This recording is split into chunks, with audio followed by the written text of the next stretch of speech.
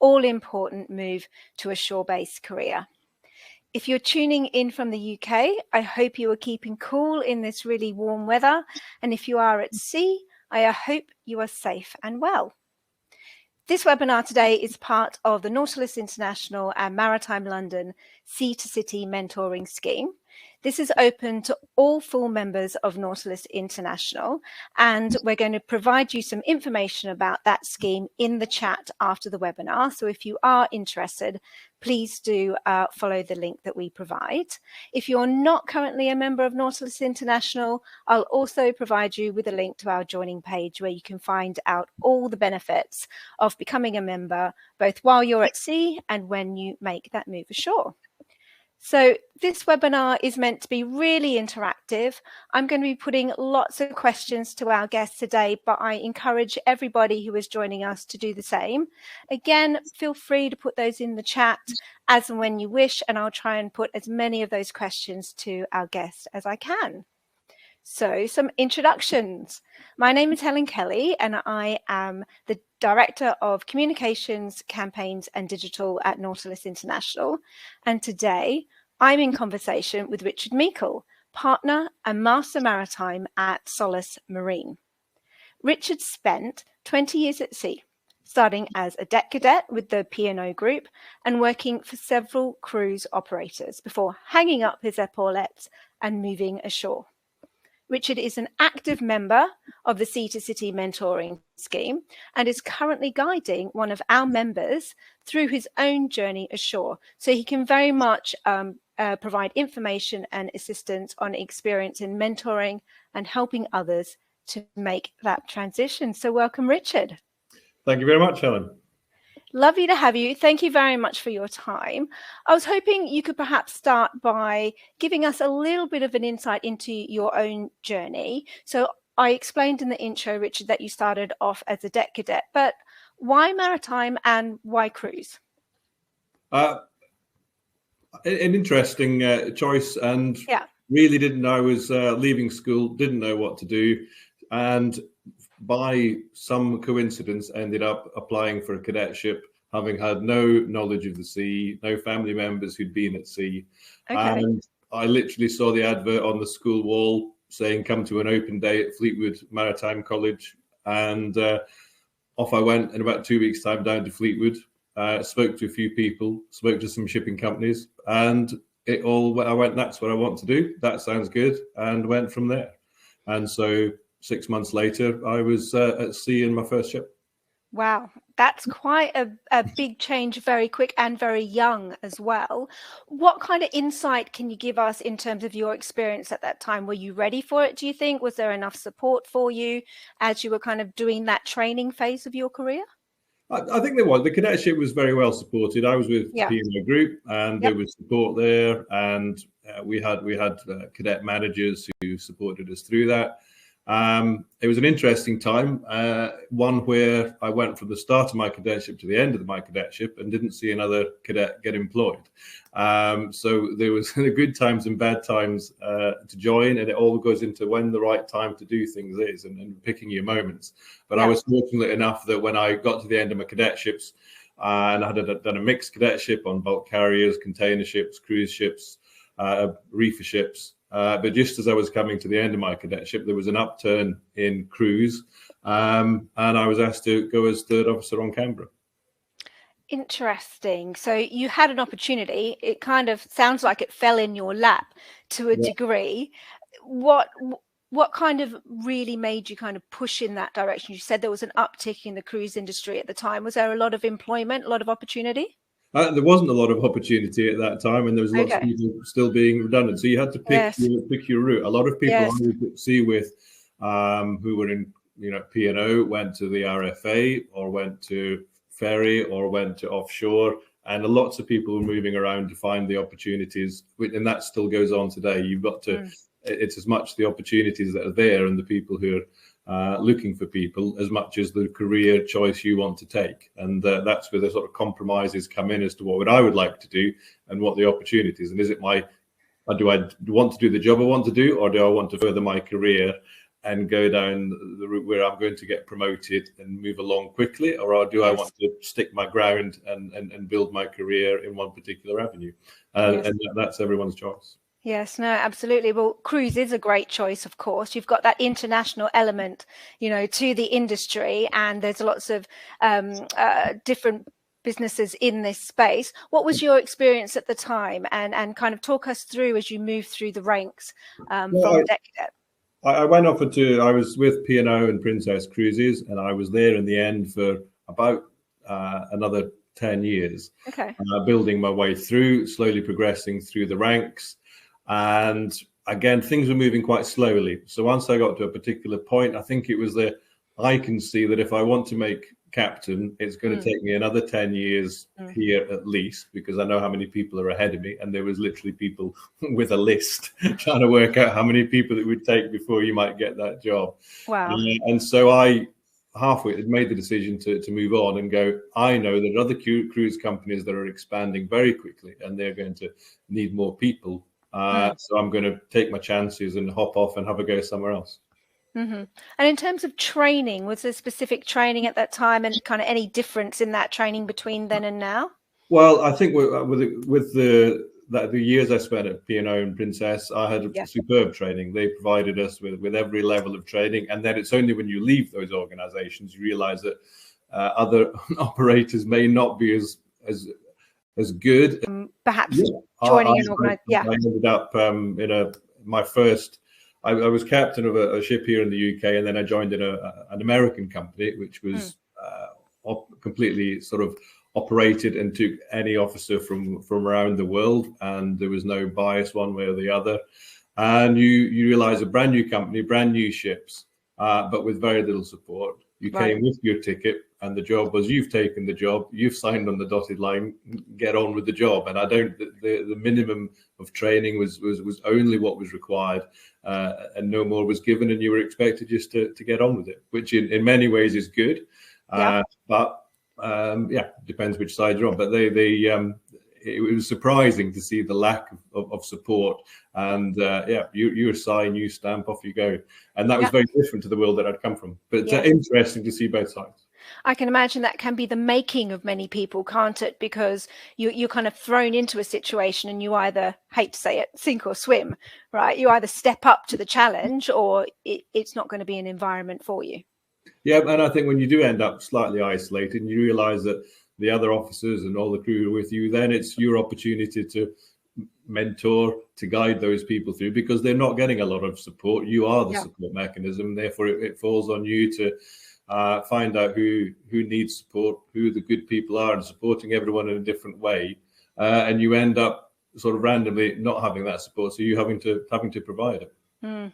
So what rank did you reach before you made that transition ashore? I was chief officer, effectively. I was chief officer, and then before I left P&O, I then moved across, and luckily, through a bit of being in the right place at the right time, I ended up relatively quickly as being master.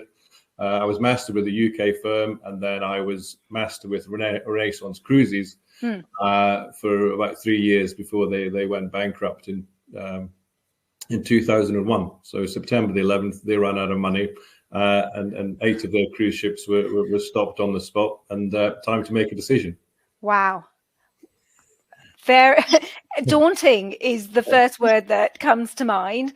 So that is a situation that you will be very unprepared for. I expect you didn't know this was happening. What was your thought process at that time?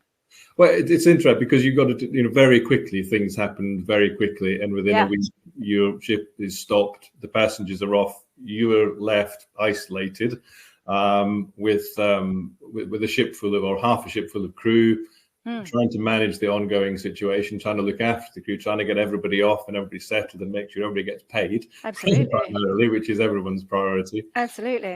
And then, as far as they were concerned, I was sitting there on a ship, I was in Tahiti, and they would have let me sit there as long as possible to try, and because it was a problem they didn't need to fix. And so eventually I'd been there for about a month, just over a month, and I kind of said, no, time to go on. I'm sitting here, this isn't going anywhere, I need to move on. So I made the call and said I'd like to leave because I've got to get on with the rest of whatever happens next and get on and get cracking with it. And that was that decision just starting to formulate. Do I move on from that position of being a master? If I go to another company, you end up normally, as we'll all know, you drop down a rank mostly, unless you've been in rank for a very long time. Staff captain again, you work up, you're in a new organization, you then work up, and then after a trip, you'll likely get promoted back to master again, was what happened at the time. Or do you want to go down that route? And I thought, I've been master in 2 different companies. Now is the time to make a move ashore. I think I was mid-30s. I was fortunate enough to have command experience by then, and it is easier to have the decision made for you than having to make the decision by yourself. So the decision was half made, and I decided then I'm going to give this a go. I'm going to come ashore and see what happens next.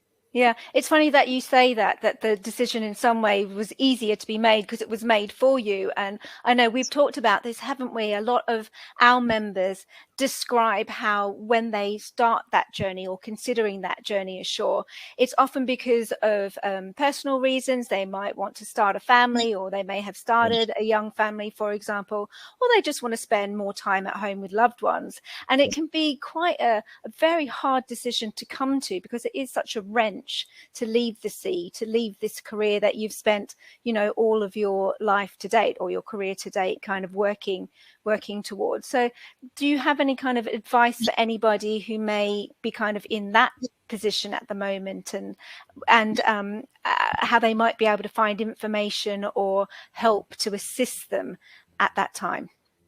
Well, I think it is hard, and I think with all the decisions, you're changing job, probably from the job that you want to do in the first place. You're taking your skills and expertise, but you're not quite sure perhaps where those skills and expertise are going to be most valuable to you. You're making a decision, a logistical change. You've been on leave. If you spend normally perhaps getting half the year or 4 months of the year off on leave, you're then going to go into a position where you might get 25 days leave per year. You've maybe been in a tax-free situation, and you're now facing a job where you may not get paid as much, and you might be having to pay tax on top of that. Just at the same time that you made the decision, because I've got a young family, just as your costs are rising, might be the time when you're faced with having to take a hit on salary, and that makes it very hard. So finding a mentor, finding a program like Sea to City, finding someone to talk it through, I think is very valuable. It's something that I didn't have at the time, and now there's many more. There's lots of mentor-mentee organizations now from cadets coming up, taking on through that way. But that transition from a sea to shore, I think this is possibly the only one. Yeah, in terms of growing a personal relationship, I think our program is very unique, isn't there? There's, as you said, there's certainly other programs out there, but they kind of approach it in a very different way. So you said you didn't have the opportunity to have a mentor at that time. What do you think you could have got from it, if you, or would you have done anything differently, do you think, if you did have a mentor? Yeah, I think it would have been, and I think it's not just for that first transition, making that first thinking, the leap is ashore when you get that first job, because the first job you get ashore may not be the right one. It's a big leap, and you've made a move. You may luckily end up in a really great position, and one that you've always wanted. Otherwise, you may have ended up somewhere thinking, actually, this might be good for a couple of years, and I might need to make another shift at some point, or you're in that career. And I think having someone to talk it through, make the decision where you'd like to go, making sure you end up in the right place. But it's that follow on after, actually, when you make that transition and you realize that what you thought the working ashore might be, actually the realities of working ashore. I mean, much as the realities of what you think working at sea is, and the realities of working at sea, what your perception is and what the reality is, I think really is worth having someone to talk to in the long term, almost throughout the first steps of your career ashore, rather than just that initial move. So I think my relationship with my mentee at the moment, which is very informal, when we meet up and we have a beer or we have a coffee or we go to an event together or we lift the phone, I see that ongoing. It takes a while for that to settle out. Yeah, no, absolutely. And I've certainly heard the same from some of our members who have gone through this program already, you know, that they kind of build everything up into that first shore-based role, which is absolutely important, but it's not the be all and end all, is it? Because there are so many opportunities that they may not, you know, realize exist out there, that, you know, you don't feel like you need to stay in that first job that you get. It can be a transition. Yeah, I think you're just saying, if I had someone to talk to, I think I ended up in a job ashore, which was a great job, and it was good, and I enjoyed it, but I think I stayed too long. I didn't move on, you know, when perhaps I should have done, and I don't think I looked at all the other opportunities quickly enough. And I think having someone, knowing you're speaking to someone in 2 months' time or a month's time, it kind of keeps those questions fresh in your mind as to what I should be thinking about next. Yeah. And again, it also depends. Sometimes there are lots of opportunities out there. Sometimes the industry, as we know, is very cyclical. So sometimes there's fewer opportunities out there. Sometimes there's lots of opportunities, and sometimes there's just about right. Yeah. So it isn't always the fact that you can move on. Maybe you can, maybe you can't. But I think the first job ashore, I think I was probably there a couple of years too long, and I hadn't kind of grasped that you know. That's what a shore career is. And funny you talk about opportunities, because we do have a question in the chat. It is from an existing member of ours, Stephen Gudgeon. So hello, Stephen. Thank you for joining us. Stephen says, moving to a job in London is financially beyond some seafarers thinking of coming ashore. You did mention, you know, some of those kind of pressures there. Are there opportunity available post-COVID? I think there are opportunities in London. I think there has been for a while, and possibly there's been I think possibly more so than there was. I think it'll be interesting how the post-COVID thing settles down, as we're seeing travel settle down and everything else. But I do think it caused some confusion, and I do think there are always opportunities in London, and there are opportunities ashore wherever around the UK. I would say now at the moment there are opportunities, and seafarer skills for that coming ashore are needed, and hopefully the salaries are there to support that. Yeah, I think that's often the case, isn't it? So we're hearing wider in the economy that there's very low unemployment at the moment, and that a lot of businesses are actually struggling to get the skills and the talent that they are looking for. So actually, flip that over to seafaring. This should be a really good opportunity for those people who have been to sea and got the experience to kind of bring those skills into a city environment.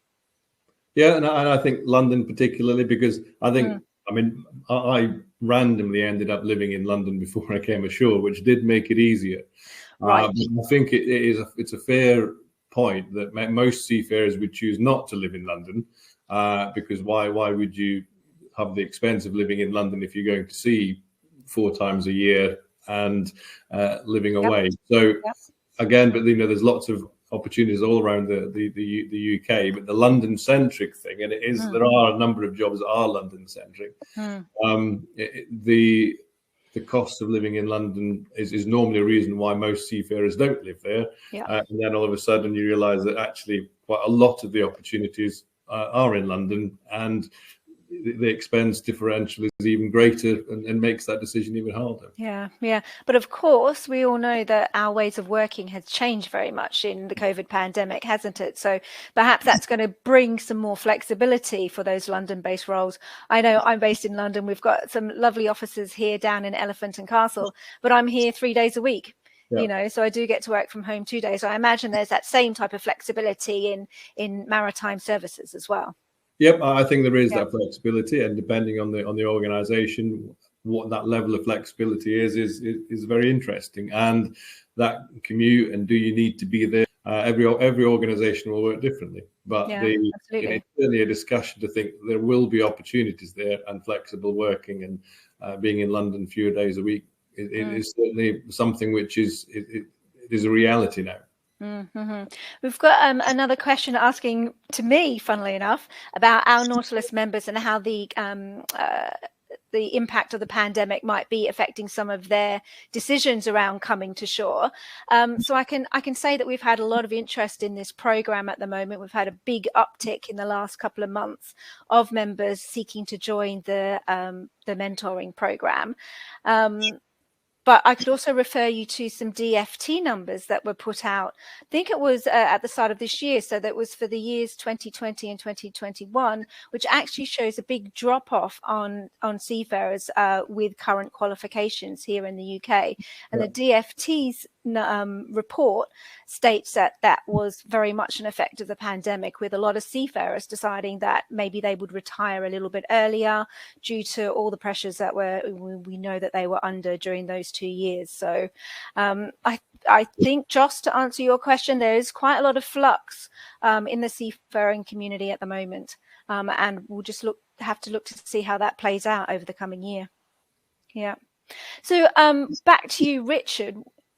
What are your kind of key tips for anybody who's considering that move now? Should they be not just looking into mentoring, but are there any other services or groups or anything else that they can explore to kind of help them in that journey? Well, I would say at the start, when you're thinking about that, I would say there's certainly the organisations that exist in the UK for professional mariners, the Nautical Institute, Honourable Company Master Mariners, Nautilus, obviously. Get involved with those bodies if you're thinking of coming ashore. There's the schemes within them. There are people there who've already made that transition. So if you engage with those bodies, and whichever one is your preference, or all of them, they are an access into people, access into knowledge, and just going to their meetings, going to their events that they hold, you will bump into people who've made that transition. And I think the sooner you do that, the better. But also, if you are coming ashore and you're already part of those organisations, and myself, when I was at sea, I was part of Nautilus, and I was on their council, and that just gives you that insight into the other world of being ashore. And also, when you do go with your CV back to people ashore who can see that you've got other, even if you've never worked ashore, but you've engaged with other organisations and you've got an outward-looking view as to the world beyond ships and the sea, all that will pay dividends when you go into the organisations and say, I'm involved in these people and I'm on this committee, or I attend these. All of a sudden, that will go, this person is interested, this person already has a view to what the shore industry looks like, and no time will be lost in doing any of those things, that's for sure. It's funny that you say no time will be lost there, and I can imagine our members who are currently at sea are thinking, well, I don't get much shore leave. Surely, I don't really have the ability to take part in these type of forums. It sounds like that's not actually the case. There is a way that you can take part even while you're still working at sea. Well, I think, again, due to because we've got Zoom, because we've got everything's online, you don't have to physically go. And even if you don't live anywhere close to these things, the attendance at these events and attendance into webinars, and hopefully more people are getting access from sea. And I was at a meeting last week where there were people at sea joining in, where 2 or 3 years ago you'd never have seen people at sea joining in these events. Absolutely. And now access to becoming a central forum for everyone is becoming more and more normal and acceptable. And the idea that we're having a meeting, therefore there won't be anybody at sea, that's gone. Everyone can, and that, as long, I hope the access to the internet continues to grow for every seafarer. Some are more fortunate than others, and I get that. But even if you're on leave and you can't get to these things, there are opportunities. You just need to track them down and find them. But you can get involved in other ways other than attending branch meetings or London meetings to do that now. Yeah, absolutely. Okay. So if anybody else would like to put some questions to Richard, we do have 3 more minutes. Along the way of my, what somebody described as a nomadic journey that I've had both at sea and since coming ashore, and I'm not sure whether that was meant kindly or not, but it was, my career was described as nomadic at one point. And in the middle of that, I did set myself up as my own consultancy for for a period when I knew there was some work coming in. I would suggest, yes, have a go. I know, and fortune favors the brave and all those things. But I think if you're coming ashore, and the other aspect, and I will say, the financial ability to come ashore and the change from earning a seafaring wage is probably a bit of the elephant in the room, and is something that you need to consider. So if you are coming ashore and you are going to set up your own business, that financial uncertainty is going to be greater, and therefore something that you need to manage into your plan as to how you're going to set your own business up. But I would say, and you mean specifically because you're not guaranteed of having a salary coming into your account, so you might have cash flow initially unless you've already got a contract set up. If you've been at sea for 20 years and you've saved up all your money in the bank, great, that, but not everybody has. So I would say you've got as much opportunity to work for yourself as you have for another company. The difference would purely be that financial backing that you have, to make sure that you've got the support to do that, to make sure you give yourself enough time. If you come ashore and you get a shore job, within a month or 2 months, you might have money in the bank. If you come ashore and start up your own business, that time before getting some cash in the bank for you to call your own could take significantly longer. Hopefully not, but I think it would definitely take longer. It's just how much longer to do that. And you will, of course, be spending money at the same time because you're setting up a business and you have outlet. But there must be other services, existing services, perhaps outside of the maritime sphere, that can give help and advice. I know there's some government services for setting up your own business, for example. Yep. No, I think there is lots of support out there, and and as I say, it's something I've done, and also that sometimes it's out of necessity. You end up, one job finishes and you think, oh well, I'll also, I will say, I think another thing about setting up your own business or calling yourself an independent or whatever is it does fill your gap on your CV. So instead of coming ashore and taking it off as a gap year or a gap in your CV, by setting your own business up, it kind of it does help out, and make it also shows that you've got the initiative to start your own business, that you're prepared to do it, you're prepared to take the risks in doing it. And it shows you to be adds to your skills and experience. So all those are positives to take that opportunity if that's the one you want to go for. I think that's a really important little tip there, because for any recruiter, any company looking to recruit, gaps in CVs can be confusing. So it's not necessarily that they're not a bad thing, but you just need to be able to explain coherently if you do have gaps in your CV. And ideally, as you described their career, over 35, and you're looking to move ashore, how can you do so without it costing an arm and a leg? I think the sooner, if you are going to make the move ashore, you've got to think, not just I've decided to do it, I'm going to do it in 3 months' time or after my next trip. I would say you've got to be planning this if you can. I know it's hard, but the sooner you start planning for it, the more you'll have the finances in place to do it, because you'll have thought about it.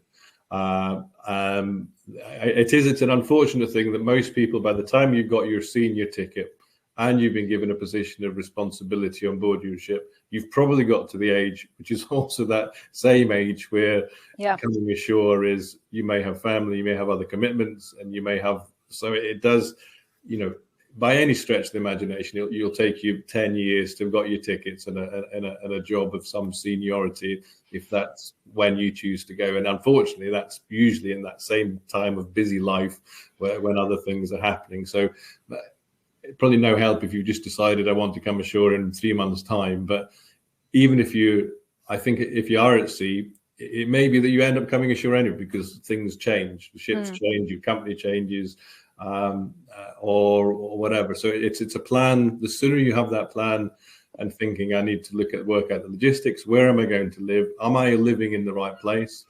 Am I doing the right things? Am I getting the right qualifications? Am I making the right links with industry? And am I starting to build perhaps a financial safety net to give me that time to transition across? Yeah, that's really good advice. Thank you. I will put one final question to you, and it is kind of linked. So how important do you think is extensive experience at sea, or can you successfully come ashore, at the 3rd or 2nd officer level? No right answer to this one. Okay. Always the question is, can I come ashore without a master or chief's ticket? Can I come ashore without master's experience or chief engineer's experience? When is the right time to come ashore? And that question has been asked forever. And what I would say, if you're very close to getting a senior ticket, or you're very close to getting a senior position on board, it may be worth delaying your decision until you can get it. But if you see that being a long way off until you're going to get your next ticket or your next promotion, then there's probably no time like the present. So you don't think, Richard, that there is any kind of perception by shore-based employers that they're looking for a particular level, or is that just hearsay? It depends which industry you go into. Okay. If you go into, there are industries where coming ashore with any shore experience, a second officer, third officer, into other marine-based jobs, VTS, etc., and other port authorities and organizations where you can slot in at any level. Those opportunities are there, and that sea experience you've got will assist. But the less experience, the less qualifications you have, the more limited those opportunities are going to be. And and then that it's as simple as that. Once you get into other organizations, and many of the ones in clubs and law firms in London, then there'll be the expectation of certification and experience in senior rank. All adds into the benefits that you'll bring to them as you come ashore. Yeah. But it's very hard. What I wouldn't ever say is there's a hard and fast rule. I would also say that the thresholds that used to exist are perhaps lowering, and with the demand that is out there for people, those demands of a command experience or senior tickets, those bars are reducing or lowering for the time being, and not to say they might harden up again as the industry ebbs and flows. Yes. But I would say there are some indications that those hard lines that used to exist are no longer there. But as with anything, you come ashore, it'll be you against the other person. Really important that your seafaring knowledge and your skills, whatever your certificate level, whatever your experience level, there is the lack of understanding ashore, and the number of people who don't have the knowledge of what seafaring is, it is significant. We are still a very, very small minority, and we have a lot of knowledge that many other organizations really don't have, and employ lots of people in marine-based industries where actually people with marine experience are very, very few. So your knowledge and experience is valuable. As you say, don't under-egg it. Absolutely. You have experience that is quite difficult to get hold of, and will reap benefits later. Definitely. Don't be shy of saying what you've done and where you've been and how you've used it, because it is really valuable, and it is in demand. Yeah, you are your greatest advocate, aren't you? So yeah, that's a wonderful place to end it. Thank you very much, Richard. That's been invaluable. We're getting a few thanks for you on the chat, and I know that people are saying they found it very useful, which is fantastic. So thank you very much, everybody, for joining us for the first in this series of webinars. We will be looking to have more in future, so please do join us. But I want to give a huge thank you to Richard for sharing your journey with us. It's all really useful advice. It's very invaluable, and I know that our members will find it very useful. As I said at the start of the webinar, I've put a link in the chat to the Sea to City mentoring scheme. Please do check that out if you're interested. Also look into membership of Nautilus International if you're not currently a member. Thank you for attending, and I hope to see you next time in the next webinar. Thank you. Bye-bye. Thank you very much. Bye now.